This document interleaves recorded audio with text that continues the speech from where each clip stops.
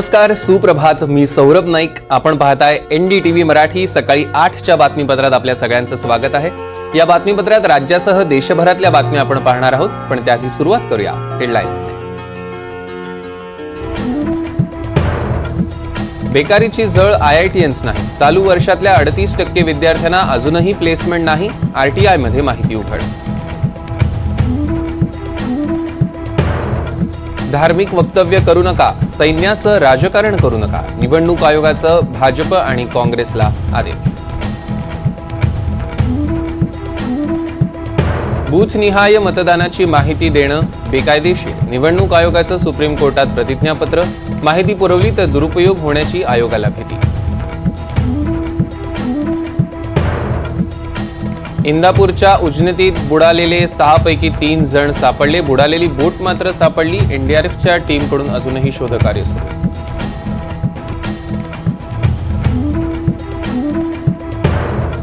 वाशिमच्या मंगरुळपीरमध्ये एसटी आणि दुचाकीचा भीषण अपघात. एकाचा मृत्यू. नातेवाईकांना पोलिसांनी दारू पिऊन शिवीगाळ केल्याचा आरोप. पुणे पोर्श अपघात प्रकरणी विशाल अग्रवालच्या मुलाची 5 जूनपर्यंत रिमांड होममध्ये रवानगी. संज्ञान म्हणून खटला चालवण्याबाबत चाचपणी होणार. पुण्यातील पोर्श अपघात प्रकरणात विशाल अग्रवालला 24 मे पर्यंत पोलीस कोठडी. पोलिसांनी मागितली होती 7 दिवसांची पोलीस कोठडी.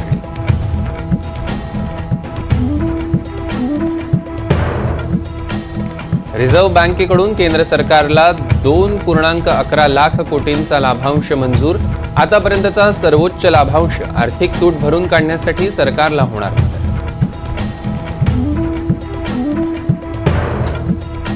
मुंबई पुणे एक्सप्रेसवेवर आज दुपारी 12 ते 1च्या दरम्यान मेगा ब्लॉक. मुंबईच्या दिशेनं हलक्या आणि अवजड वाहनांची वाहतूक पूर्णतः बंद. पश्चिम बंगालमधलं 2010 नंतरचं सर्व जातींचं OBC आरक्षण रद्द. कोलकाता हायकोर्टाचा निर्णय. 118 मुस्लिम जातींना OBC आरक्षण दिल्याचा भाजपचा आरोप.